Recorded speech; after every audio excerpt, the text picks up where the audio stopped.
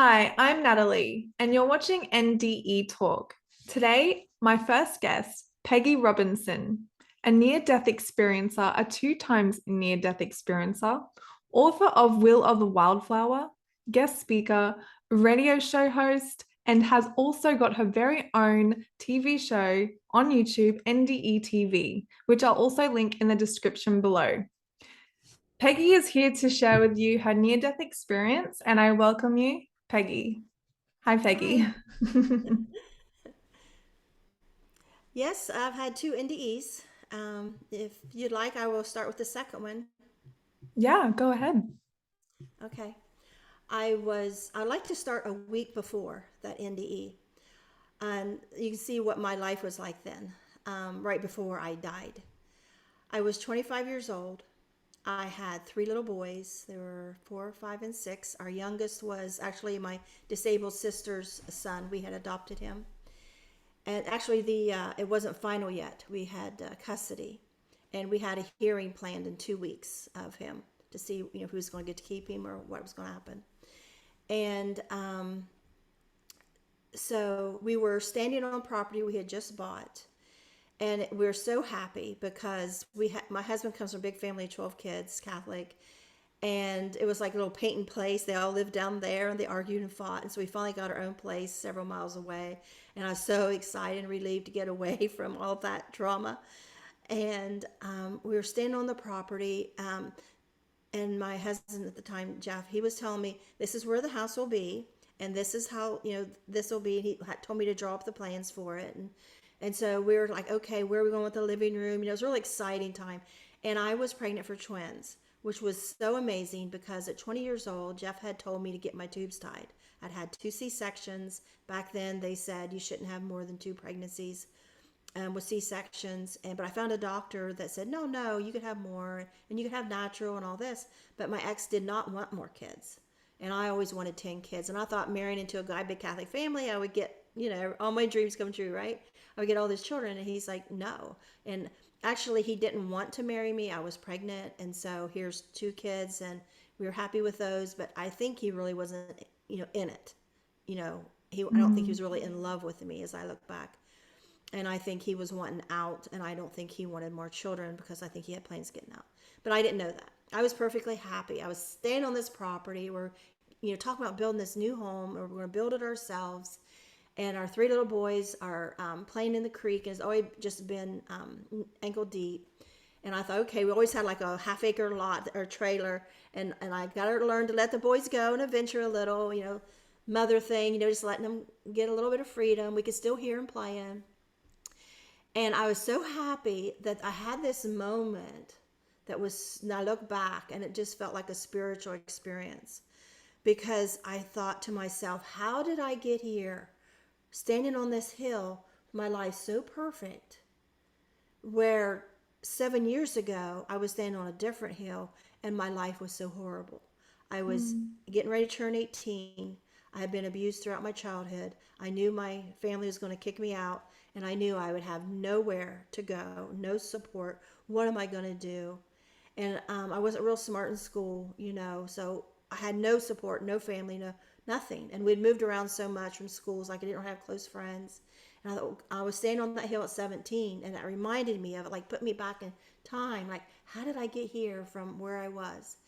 And so I was on that hill, and I had at 17, I'd said this prayer, and all of a sudden God just brought upon me, you need to get, you need to get a job so you can pay for a car. You need to get over this ex-boyfriend, and you need to do this and that. And I did all those things, and then here I was, and so I'm just having this moment, like, and I thought to myself, God, this is too much. You've given me too much. This is too much for anybody to have. I was like, I'd never been that happy before, where I felt I was given too much. And I just had this moment. And that next moment, after that bliss state, we heard our oldest son, I think they were 4, 5, and 6, so 6 years old at the time, Matthew, he screamed from the woods, Mom, Jeremy! And it was like that moment, oh my God, what just happened? And my husband took off running towards the sound of the boys, and I was frozen in fear. and I couldn't move. And I had just been remembering that blissful time speaking to God and how He helped me. And I just instinctively went into this prayer mode. God, I need help. I couldn't get my legs to move. And I don't need to be there at the time it takes to run. I need there now. And I say, I'm 2 months pregnant for twins. Oh, I'm sorry, I missed a step. So he had me get fixed. Well, I had got it reversed. And the Oh, okay. moment, like the month later after it was reversed, I'm pregnant. Not just pregnant, pregnant for twins. So, there's my, so happy.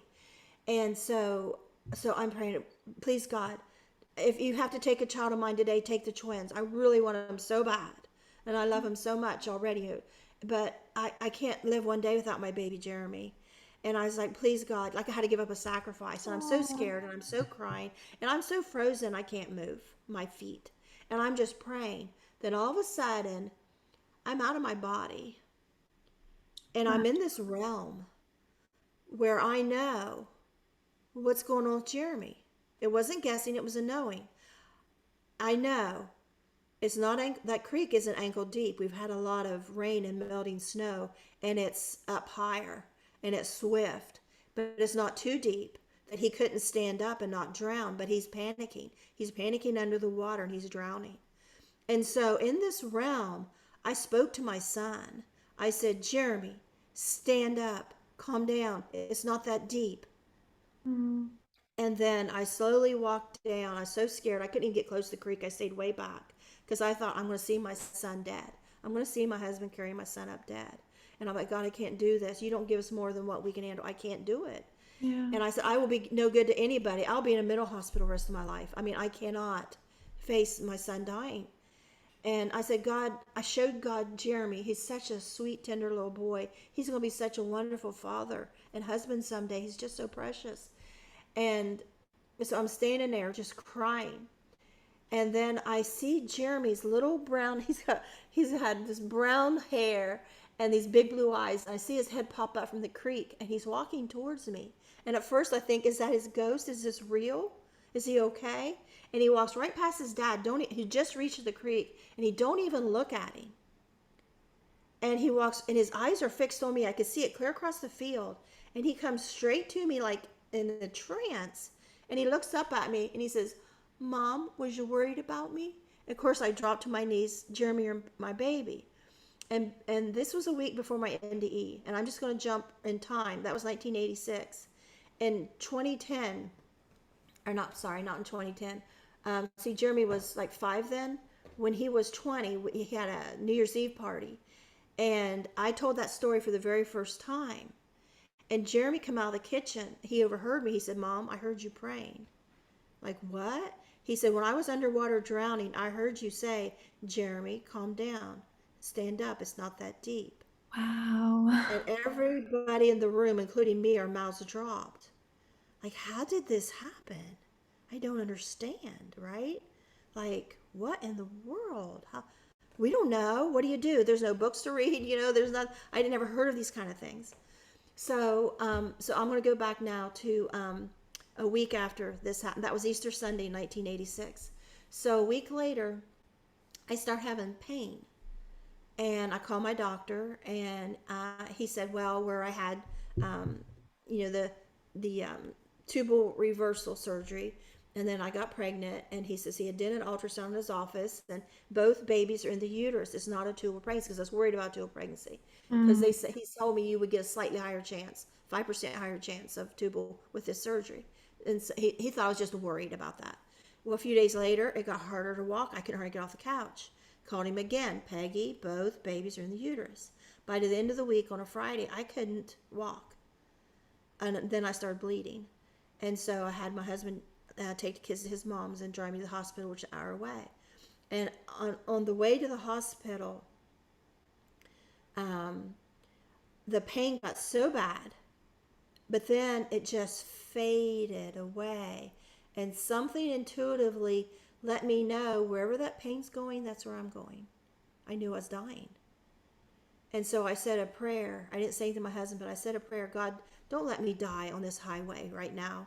Let him get me to the hospital. And if I have to die, let me die there because I just imagine him pulling over, I'm dead, him freaking out, these cars stopping to help. I didn't want that scene for him. And so we got to the hospital, and as soon as we got in the door, I went to the counter and I said, I don't know. I said, I think it's a two pregnancy. I don't know if I'm going to throw up or pass out. And they put me in a wheelchair, and started pushing me down the hall, and had my husband stay and fill out papers. They no more started down this long hall, and they put a little blue bowl in my lap, and my hands are on the armrest of the wheelchair. I wanted to get that bowl, but I couldn't lift a finger. I'd lost contact with my body. What in the world? And then all of a sudden, that feeling like I'm going to throw up passed. And I thought, oh, wait a minute. I'm not going to throw up. I'm going to pass out. And my head hit my chest and I died. Wow. And how I knew I died instead of pass out was I have irritable bowel, and I've had it for years. And I would pass out sometimes 3 times a week. And you pass out, you wake up, and you're not nauseous anymore. You feel better. There was no dreams. There was no nothing. But suddenly I'm in a tunnel, and I am being like shot like a rocket way up through space. And my Wow. immediate thought was, oh no, I'm so sorry, my children. I've died, and I've left my 3 little precious boys, and I'm 25, and I'm just so sorry, my children. And Oh. and the regret that I did this surgery, it took me away from. And I honestly, in the tunnel, I started looking around for a way to run away. I wanted to run away and get home. And I was just like whisk up through space so fast, and the wind speed was so loud. And then all of a sudden, everything is still and quiet. I'm in a bright white light, and I look down, and I don't see me. And I thought, this must be heaven. And I looked around, and I thought, where is everyone? Am I going to be alone for eternity? Did I do something wrong? And I looked over to my right, and I saw a faint, faint, faint outline of people standing in a row. And then my eyes, like, I feel like I still have eyes and arms. I feel like I have everything still. I feel just like me, only I'm invisible, and I can see 360 all the way around this white light. And I look, and I see there's also people sitting in front of them in a line, like in chairs or something. And I'm squinting, I can't see. And it's be like, if you were open your door and it's so dark outside, you couldn't see who's there. But in this, it was too light. I couldn't see. And then I noticed one sitting up front and center, and I thought, that has to be God. And I started yelling at him. And that's not something you think you will do. When you go to heaven, oh, I'm going to go home, or I'm going to go to heaven and tell God off. That's not what we think. And so I started yelling at him, saying, I can't stay here. I have kids to raise, and I'm not staying here. And like I was trapped. And then this scenario opened up on my left. And it was just like this movie just started, only it was like I'm inside of it, like it was real, as if you just walked into a grocery store through the doors and you saw this. You were actually there. And there's a lady at the cash out register, and there's a little boy on the other side, and he's throwing a fit, screaming because there's something he wants, and he wants it right now. And I noticed a mother, and it seemed like maybe a father standing right behind her, and she's saying, no, you can't have that. And she was unaffected. And I realized that was God's way of telling me that I need to calm down. You're acting like a spoiled child. Like that, as a young mother, something I would understand. Oh yeah, I am acting pretty bad, aren't I? And so I calmed down, and I said, because of all the abuse I went through as a child, I can't let one thing that happened to me happen to them. I mean, where's my kids going to go? Who's going to raise them? And so then I saw, as me expressing all this, I realized I see me like across from me. Like I am this invisible watching this physical me. And I'm just spewing out all this, every abuse I ever went through. And then it was like it was cranked up on speed. And just like, there, it's done. It's like that was God's way of letting me know. We already know. You don't have to keep going. We know. And I kind of felt like this place was sacred, like all that stuff like maybe shouldn't be in this beautiful space, because it felt like it come out like vomit, but it was just like clear, and it wasn't there, like nothing dirty or bad could be there, is the way I felt. And so I bargained then. I said, if you can show me that my children would be better off without me for whatever reason, I agree to stay. But if not, I beg to return. And then I look and I see a man standing on the far side, like between front where I was and between where the panel of people was. And in between there, he was just standing still, like he's waiting for me. And all of a sudden, like this orb me went whoof right beside him. And then I'm in a physical body standing right beside him, like shoulder to shoulder. And we dropped down. And I believe that was Jesus. And we just like Wow. dropped down out of heaven, like boom, right now. And we're over top our trailer and it's at night. And then we go, because we can't see in the room, so we drop down lower and we're at the ceiling of my son's room. And it's in the future. But my boys look the same age, so it's not too far, in the future. And they're in there discussing the fact mom has died. Oh. And my son Jeremy, the one that almost drowned, he says to his brother Matthew, his older brother, he says, I don't care that you say mom has died. I want her back, and I want her back right now. And he's so angry and he's so hurt, and I feel it so hard in my chest. I retract, and then I'm back in heaven in the white light, and I'm in this full physical body in heaven now, and I'm right in front of God, which is still this outline, but to the left of God, which the Bible says Jesus sits at the right hand, but it would be my right, Yeah. but it Yeah. was on God's left. Jesus was sitting there, and I can only tell by like his knees, bottom of his gown, his feet, sandals. And I'm sobbing at the floor of heaven. And I realize it's not God's fault I died, it's mine. I had the tubal reversal. I had the tubal ligation. I had the tubal reversal. I got the tubal pregnancy. I caused my twins to die. I caused my boys to be homeless. And I don't know what was going to happen until my nephew was getting ready to adopt. And so I thought, okay, I bargained, like, okay, I have no choice here. They said I'm not going back. So I guess I'm not going back. And so I thought, okay, I'll see my sons when they're old men, and then they come to heaven someday. I'll just wait here for them. And then all of a sudden, this big flood of fear washed over me. What if my sons are so angry because their mom died at such a young age, they hate God and they never come to heaven?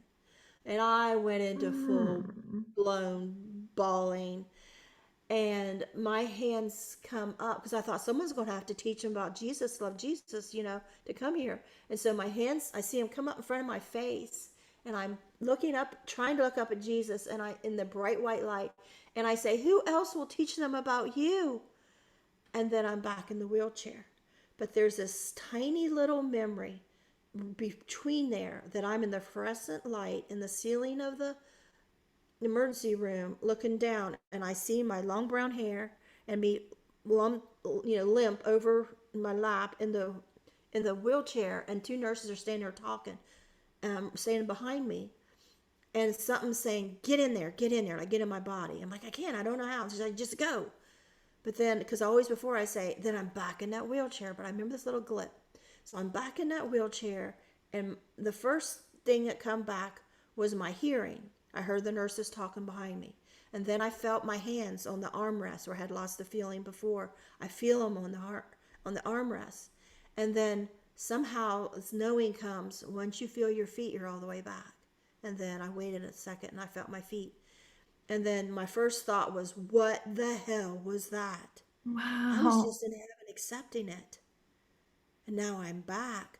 But then I felt like, this isn't over. I called my doctor all week. He wouldn't take me seriously. He don't believe this is a tubal pregnancy. Now all my pain's gone. My nausea, everything's gone. About feeling like I was going to pass. Everything, I feel perfectly healthy. How am I going to get my doctor to realize there's something serious here? Because I just was dead. Yeah. You're not fine if you just died. Yeah. And as far as the experience in heaven, I thought that had never happened to anyone in the history of the world, was my exact thought. Because I never heard of this, did never imagine anything could happen like that. And so I thought, I have got, like, the clock is ticking. I only have a certain amount of time to get my doctor realize and help me here, fix the problem, or I will die for good. And so my doctor came, he examined me, said, Peggy, your uterus is still intact. Why do you keep saying it's dual pregnancy? I told you it's not. I did an ultrasound in the office earlier. Both babies are in the uterus. I said, I'm not going home. Because I knew if I went home, I would die and my sons would find me. And the best option I had then was to die here at the hospital and not at home.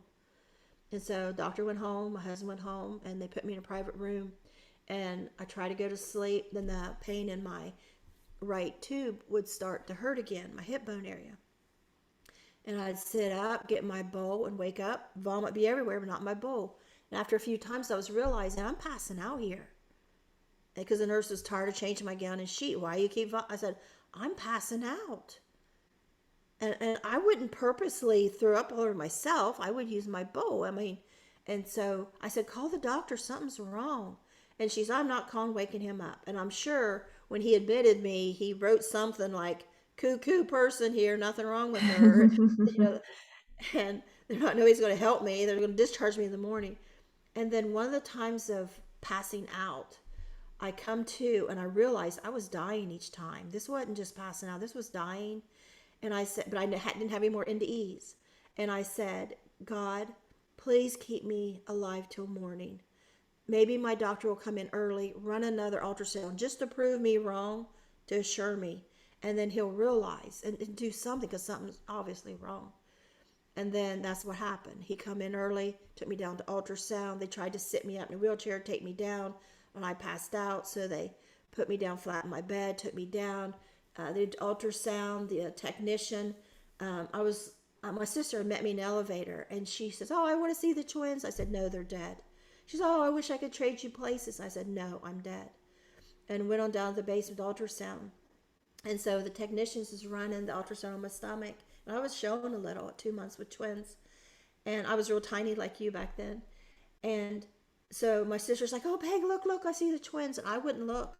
I said, "No, they're dead." I was due in December. I wanted to bring my babies home, one in each arm in December, and I knew they were dead. The hope was gone.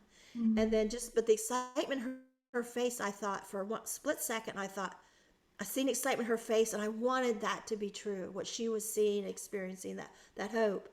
And I thought, okay, what if I'm crazy? That would be good. If I imagine that whole thing of heaven, if I imagine that, if I'm crazy, I'll take that. Because that would mean everything's fine and I'm going to have my twins in December. For a split second, I thought, maybe that wasn't real. And I know it was, but maybe, just for a second. And I started to turn my head, and when I did, I saw the technician's eyes went big. She pulled the screen where I couldn't see it. She jumped up. Her chair fell backwards. She didn't even care. She ran to the post, grabbed the phone, said, "Dr. White, stat," and ran out of the room. I'm a goner. He come in and he said, looked at it. He said, "Peggy, this is the worst thing imaginable. You have internal bleeding filling your entire abdominal cavity clear up to your chest." He said, "We got to rush you into surgery right now." They put me upstairs and had me set all my organs away, called my whole family in, said I wasn't going to make it. I didn't know that till later. And, did the surgery. And after the surgery, he come back and he says, "I know how much you wanted these babies." And he says, "You're famous around here." He says, "You'll probably have doctors poking their head in to look at you. This is the biggest tubal pregnancy the hospital's ever seen." Wow. I thought, "I don't want to be famous. I want my babies, Yeah. And so, like the next week, just got out of the hospital. I lost so much blood, and they had to give me all that blood, and I went through all that, and physically and emotionally, and I had to be on testify in court all day long for custody of my nephew. And so I'd asked them to postpone it. They wouldn't do it because I wasn't one of the parties. I was just there. If you find them unfit, we're here. Continue custody. And so it was about a month later, I found out I was pregnant again. And I thought for sure I was going to die this time. Wow. And I wanted a baby so bad. And I wanted to raise my boys equally as bad. I couldn't choose. And we were at a family reunion. And I heard a baby crying, and I kept asking everybody. It's a big, huge family reunion, long line, people looking at the food under the pavilion on the tables. And so I kept going up the line towards the sound I heard. And I kept asking, do you hear baby crying? Trying to get somebody to help me. No, no, they just kept looking at the food. So I kept walking. I felt led. I got in the middle of this field, and I thought, why am I here? And I all of a sudden felt that same feeling that I felt when I had prayed for Jeremy, like I'm in this other dimension. Yeah. Suddenly, something's happening here that's not exactly of this earth. I felt this communication, and something said, go look in that patch of grass.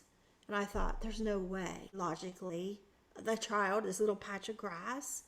But it was like a knowing, go. And I walked over and I looked down, and here was a little toddler, a little boy, face down in this ditch, drowning. And he was barely like, he Wow. was twitching. And I reached down by the back of his shirt, pulled him up, and he stood there on his feet, and he looked up at me with all this water flooding down his face. And he ran over to his parents that was standing at the end of the pavilion just watching. And he was pointing at me like, don't you see? Don't you see? And they're like, no, what? But I had felt I had just miscarried the moment I pulled him up. So I needed to go to the outhouse and, and check. And so, but they were looking at me like they did not see me standing there. And I'm thinking, I'm right here. And then fast forward on that real quick. That was 1986. In 2010, I was a counselor. And I recognized this guy's last name. And I said, oh, and I told that story for the first time. And he said, that was you? He leaned way back in his chair with his hands on his hips. Great big guy. That was you? He said, that was my little brother.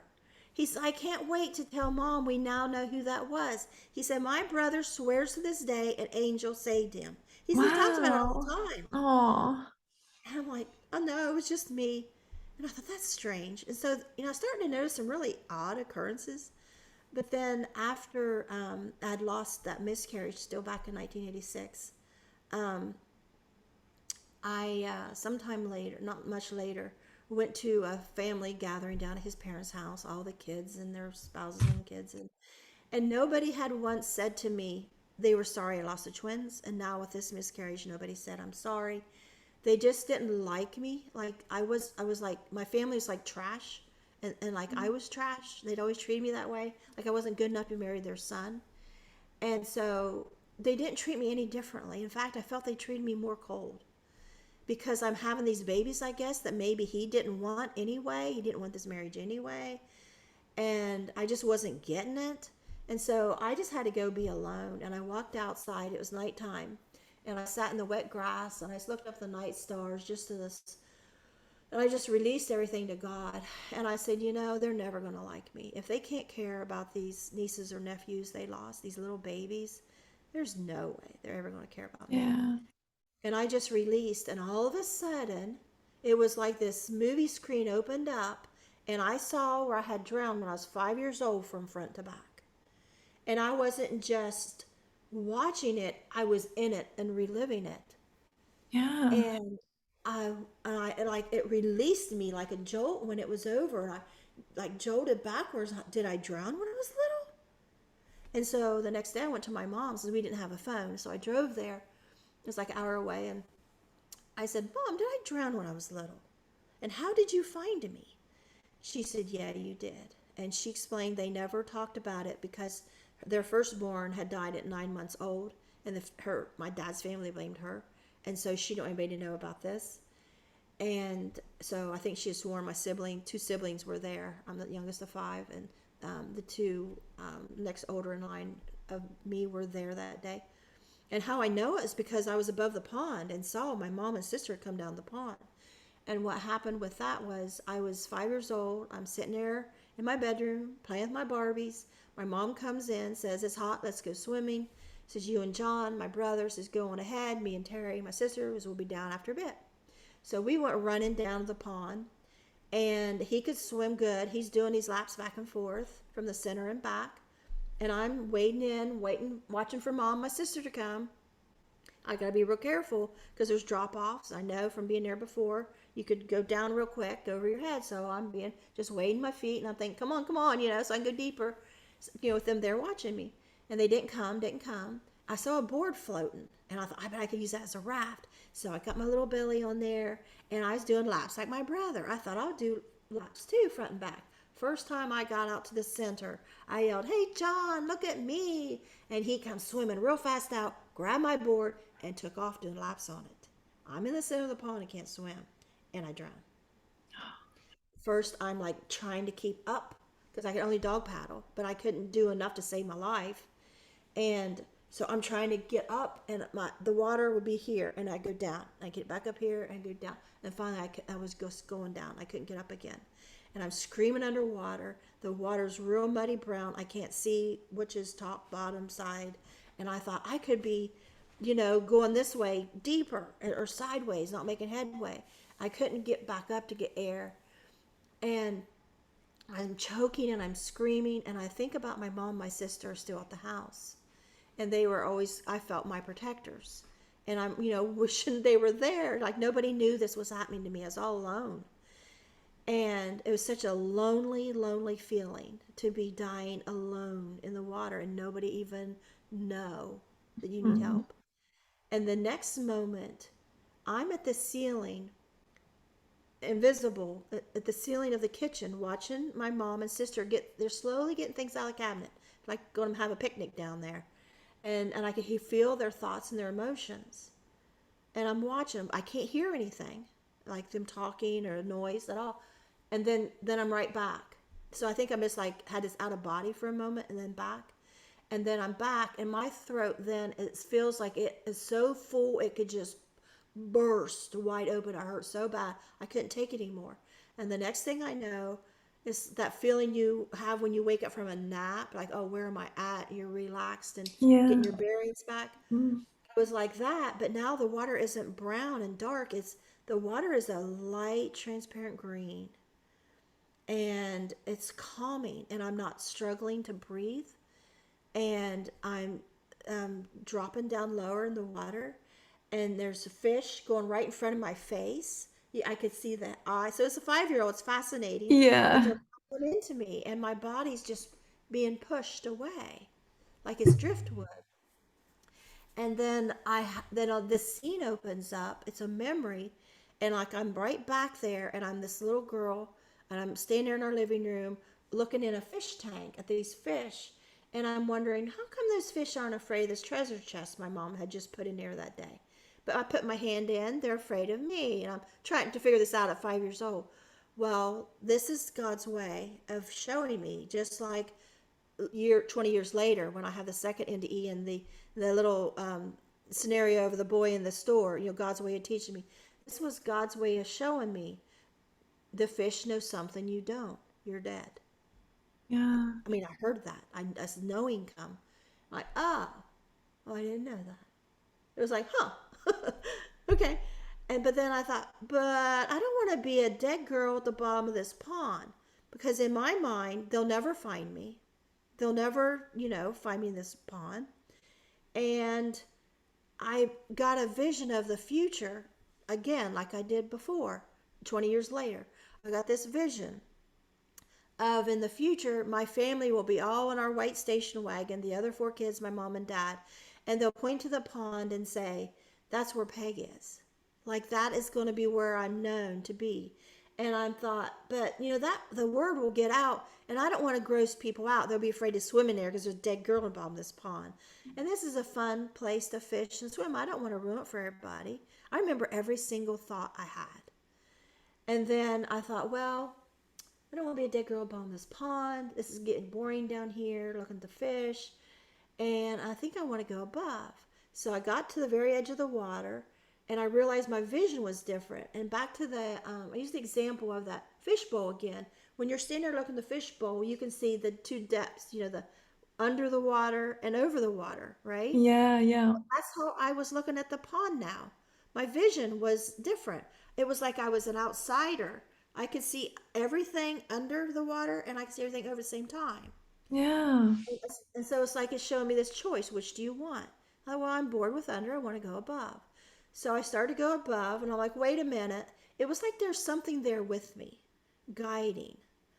And I said, wait a minute, or guiding, or that I have control of I have control of my movements. Because I said, wait a minute, I'm scared of heights. And I'm like, you're dead. Okay. But I thought, well, but I'm getting used to it. I want to go slow. So I got to treetop and I stopped right there. So I don't know if I was controlling my movement through my mind or there's somebody there guiding, like Yeah. this parental figure. Okay, you can go this speed for now. And then I looked around. I thought, well, this is cool because I can see across the highway. I can see over to the higher river. I can see down the train tracks that way and that way. It was really cool for a kid get to see up like you're in a helicopter, this bird's eye view. And this is cool. And so I thought, well, if I can hover, I guess I can fly. And so I thought, I want to fly down towards that town, Belpre. Or maybe I want to go towards Marietta. And then I heard a female voice, very audible, but I didn't see anyone. But I could feel the distance she was away from me. And she said, don't go yet. If they find you soon, you might go back. I'm like, go back. What is she talking about? That's not how death works. You don't just go back. And I'm like this 5-year-old spoiled brat.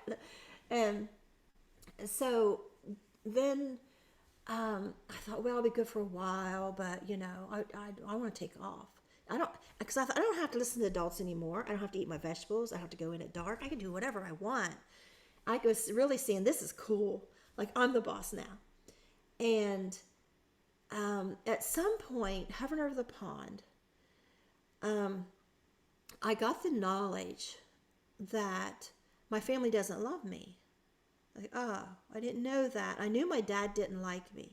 And I knew my older siblings, 3 of them, didn't like me. But my oldest sister, that's disabled, she was always nice to me. And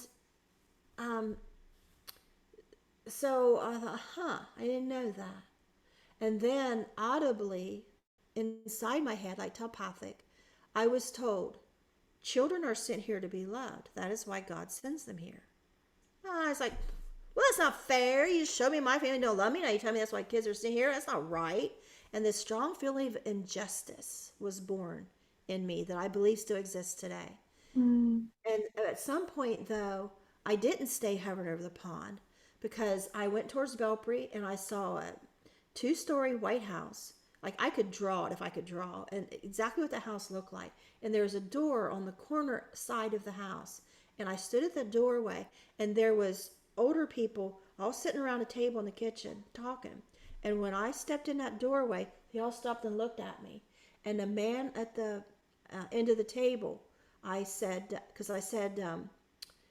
where can I find kids to play with? Because I don't like to interrupt adults when they're talking. Back in the 60s, children didn't interrupt adults when they were talking. They do now. I can Yeah. hardly talk to my kids, and my grandkids won't shut up for a minute, right? But you didn't do that. And so I was kind of like, kind of shy to speak because they were talking. And I said, where can I find kids to play with? And the man on the end of the table said, look at the graveyards. So then I went back towards the pond because I'm going to Marietta now the other way. And I see 2 boys walking along the highway. So I thought, well, there's kids. So I walking along the side. Hey, what are you doing? Where are you doing? Where are you going? Where are you going? Yeah, being a pesky little kid. And then finally, they're ignoring me. But finally, the younger one, we're telepathically talking. And he's answering me. Oh, we've been fishing. We're in a hurry home and stuff. And so now that I'm older, I look back, I'm thinking, I wonder how many times a day a spirit is talking to us and we don't even realize. Because I'm sure that kid didn't like, oh, hey, that's a ghost talking, He just started answering me. And I'm like, well, they're ignoring me, so I'm going to take off. So I went flying over the highway. And I'll never forget flying over that highway. And I come almost smack dab into a billboard, which that billboard used to freak me out for years. I never knew why. And then I dip down and I go down what we call the west side of Marietta, where my grandparents live. And there's kids playing in the corner lot. And I start running around, they're playing ball. And I'm playing ball with them, having fun. But then the fun goes out of it, just like those boys walking. When you realize nobody sees you, it just like ruins it. So you get Mm. bored real quick. And so I went in and out of houses down the street, and I come out and ended up to my grandma's house, and right in front of her house. And then next thing I know, I'm being carried over my brother John's right shoulder, and I start vomiting up water down his back, and I could see the gray pavement where I'm dangling. And he says, Mom, can I put her down now?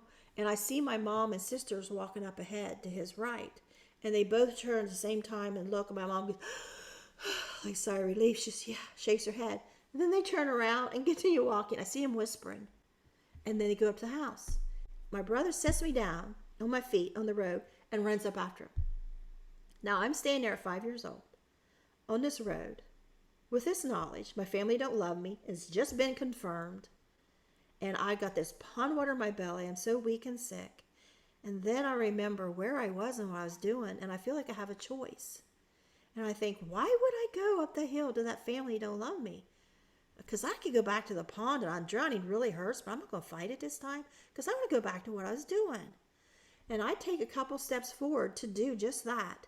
And that voice I heard earlier, it says, don't go yet. If they find you soon, you might go back.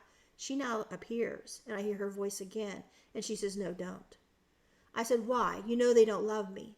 And she said, well, you'll have a lot of love someday. I said, when? And she's not for a while yet. She says, when you have your own family. So I went on up to the house Wow. and I walked in that house a different kid. I realized you got to be your own mother now. You got to Mm. protect yourself. I mean, they didn't come in and check on me. They didn't come and talk to me. They didn't. And I climbed up in the bed, put on my nightgown, and I was taking care of myself. And I grabbed this nursery rhyme book and I flipped over to one, the old woman that lived in a shoe, and that picture on that page spoke to me and let me know this would be me someday. I'd have a lot of kids someday, and I would love unloved children like me. And there's Wow. a picture of the beds all lined up in a row. And back in maybe 2000, maybe 8. Um, no, no, it was earlier than that. It was like in 2000, maybe 4. It was, yeah. Um, we had, I had did foster care. I had 60 children in and out, and I had adopted 10, including my nephew that we adopted. So Wow. there was 9. I remarried and we adopted 2 sibling groups, ended up 9 between for us. And then so one year for Christmas, I thought I'm going to gut this basement. It used to be for our boys when they were teenagers. There was bedrooms down there, great big living room, had a pool table and stuff. Now they're grown, and we have these 9 girls and 8 girls, and the youngest is a boy. So these 8 girls, I'm going to surprise their Christmas, and we went and spent a fortune, bought new canopy beds, this off-white, beautiful canopy beds, and the matching dressers. We painted the walls purple. I got this big flower border and new carpet. Fixed it up so cute, a surprise for him. And I stepped back to look at it, and that dawned on me. Wait a minute. That nursery rhyme with those beds lined up in a row. I'm like, I thought, was my life like planned? Was this planned for me all along? Yeah. And then it come to me that my ex-husband always said our property is shaped like a boot. And I thought, God, you are so funny. Wow. And so, I'm 61 now, and I look back at my life and I can just like see where all pieces, and I'm sure all our lives are that way. But I Yeah. think sometimes we just don't stop and realize how everything was like. I kind of think I know nothing about music, but like take a song and all the musical notes, and they're all meant to be played at certain times in a certain way, and ends up to Yeah. this beautiful song. And I feel like that's what our lives are like. Beautiful. Oh, I love the way you described that. That's so sweet. So that's my story. I'm Very sticking to it. incredible. I mean, I'm speechless. It was absolutely amazing. Oh, can I ask you, what is one of the most important messages that you can bring back from your experience and share with us today? My first thought when I was 25, after I went through the tunnel and the bright white light, was it's real. It's real. The whole Bible, God, Jesus, angels, even though I hadn't seen anything yet, to have died and not be dead in a coffin, because that was always my fear. Even though I was Christian, went to Sunday school and everything, I would watch scary movies, and I had this fear of waking up of dying. I had such a fear of dying. I was Yeah. afraid I would wake up, and that's why I want cremated. I'm afraid I'm gonna wake up in a coffin, and I'm gonna be scratching and screaming, nobody will hear me. Maybe it's I never thought about it before. The drowning was like Yeah. that. You're screaming, and it's dark, and nobody can hear you. I never just put that together, but I had this fear that that's what death might be like. It was so Mm. scary, and I would wake up. oh my God, I'm going to die someday. Oh my God, I'm not going to be here. That fear of death. And I don't have that anymore Oh, because I've beautiful. experienced these things and I have touched the other side just so gently and so temporarily that I know. And in that moment at 25, and that bright white light was this real. The whole God, Bible, Jesus, angels, everything is real. Because I was in a bright white light and I was somewhere. And then I Yeah. look and there's someone. And then I believe that one is God. And then I believe the other one I saw was Jesus. And I pled my case. And I feel when I was back in that chair, it felt like God just gave me my way. That because I was told in that bright white light, the answer was no. I wasn't going back. I was told it is your time. And I Yeah. haven't heard other NDEers say that. They all say they were told it's not your time and they have to go back and they want Yeah. to stay. But that wasn't my experience. Do you And believe that so you chose to come back? Because they did say it was your time. Do you feel like just your sheer force of wanting to be here is what led you back here? I feel I'm here out of God's mercy and compassion Oh, because that's this young beautiful. mother so badly wanted to raise her boys. And I was so scared that they would be abused, that something would happen to them because I was such a protective mother. I didn't let them stay with anybody.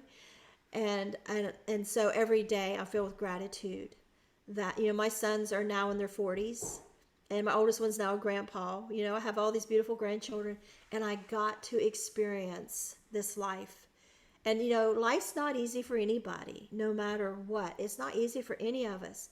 But when you realize so many times you could have died Yeah. and you didn't, and I don't think we cherish that enough and appreciate these near misses we have in traffic accidents, or you know like my son Jeremy, he once was told he had this kidney cancer, and Mm. we went to the hospital and to have the surgery. This other hospital, we drove for 5 hours, and they took him back to surgery, and the doctor walked out in 5 minutes and he said he doesn't have any cancer. you know Wow. are these Incredible. miracles? Are they medical mistakes? But my husband last January, he was told he only has 25% of use of his lungs. Yeah. He was told his only option was a lung transplant, and he was told to retire and he's disabled. And then we find out later that his lungs aren't as bad as that anymore. They could get that way again. We have to be careful. He did have to retire, and he is disabled, but it's no longer that 25%. And so I'm like, is this another miracle? Was this a mistake? I had an investigation of the hospital to find out what happened here. And so, we don't know.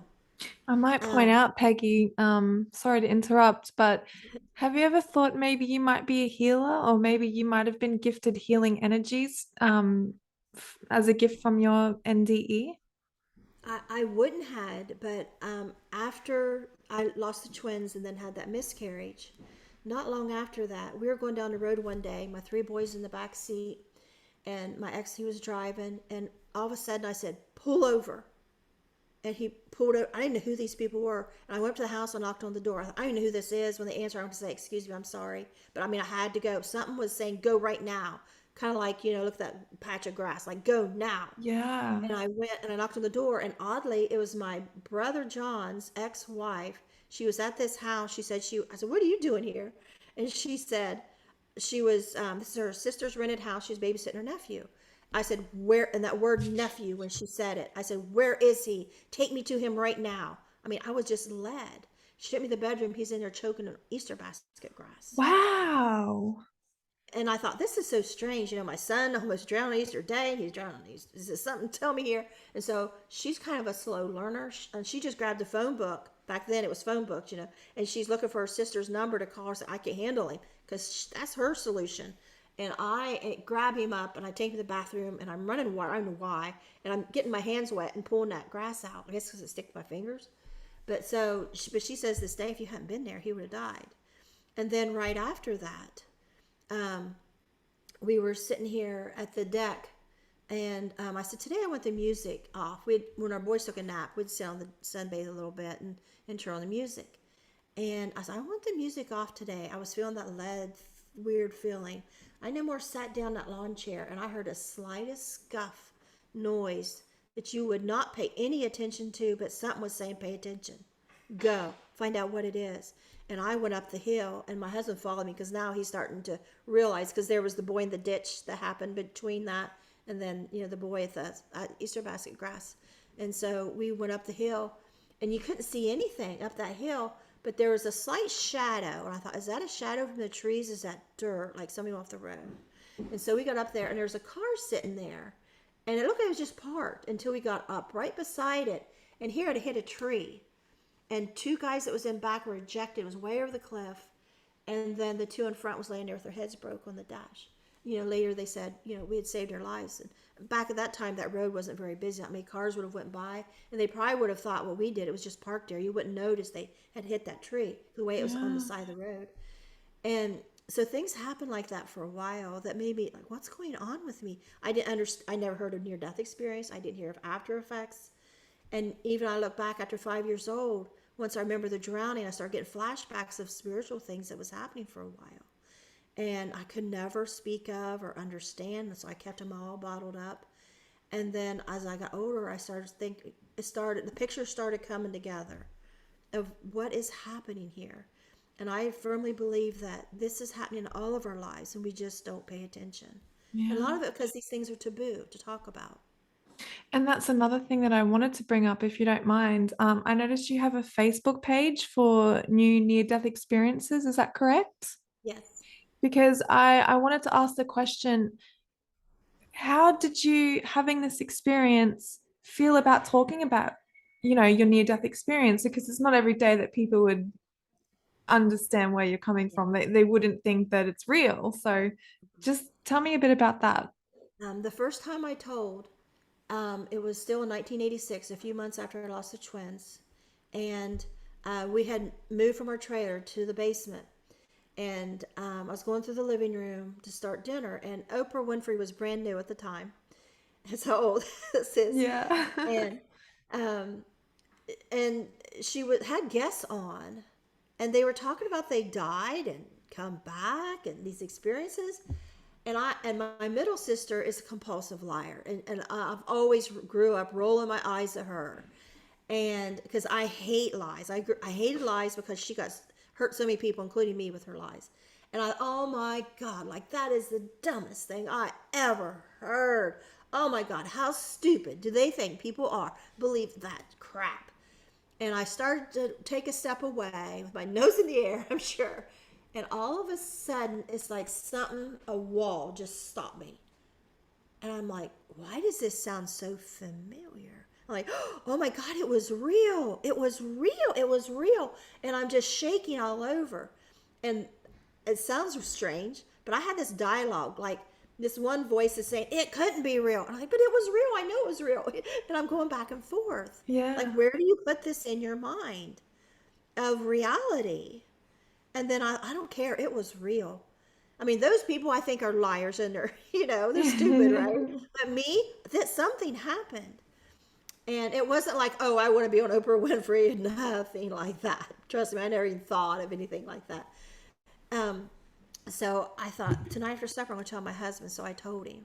And I shook all over when I told him. Because when I first come back and the doctor put me on the exam table, I was so freezing cold. My legs was shaking. I was a tiny little thing. He had to hold my legs down. You know how it is, the coldness places anyway. And I don't know if it was shock. I don't know if it was where I was dead and my body temperature was so low. I don't know, but I just shook. So I started reliving and shaking. And he looked at me and he said, I know how it sounds, but I know you. I know you're telling me the truth. And then he told me about experience that everybody said he was lying and making up. Before their house burned down and had all those kids at home, 12 kids.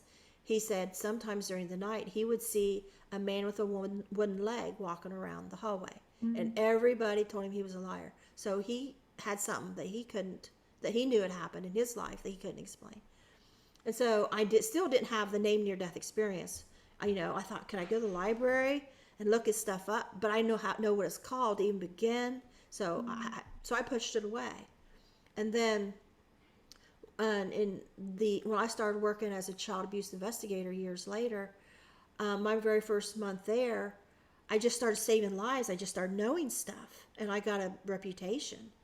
You know, a lot of people, counselors, school counselors, things, and the mental health counselors didn't want anybody on a case but me. They would call and I want Pegi. I won't speak to anybody else. They said, because you get hold of a case and you're like a bulldog. You don't let your teeth out till you know kid's safe. And I just had these I could get confessions real easy. Not by being mean to people like the cops would be, but just like genuinely listening and wanting to know their story and feeling like they really want to get the truth out and having these instincts that just led me from one question to the next. And so I got a reputation. And so, you know, once people would say, "You're famous around here," kind of like with the choice. I don't want to be famous. I just want to be left alone and do my job, because I was getting like death threats and stuff for, you know, I was uncovering stuff that even the county government didn't want uncovered. And I didn't know, I didn't like, oh, get the big head like I'm a superstar. No, everybody hated me for it. And I just kept my head down and just kept working and working and working. But so yeah, I mean, these things happen, at these after effects from NDEs, these special knowings and being led and all these different things. Different people get different things. Some people start seeing spirits. I only seen a couple in my life, but you know, things happen. And I perfectly understand people that don't believe, because I would have been that person scoffing at all of this if I hadn't, wait a minute, I remember this. And I had pushed it away because I didn't want to remember when the twins died. I had so much grief and guilt and fear, and I had pushed it away. Yeah. Pegi, thank you so much. Thank you so much for this. It was absolutely incredible. I'm so blessed to have you on my show and to be able to share such a sacred story with us. From my heart, thank you so much, Pegi. That was absolutely amazing. Thank you. It's nice meeting you, and best of luck on your podcast. Thank you I'm so here if much, you need any Pegi. help. Thank you. Uh-huh. Bye bye. All right, bye.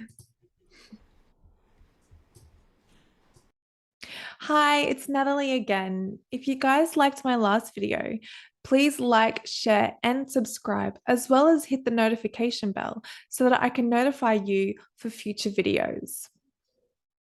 Thanks again for watching. This is Natalie from NDE Talk, and I hope to see you again.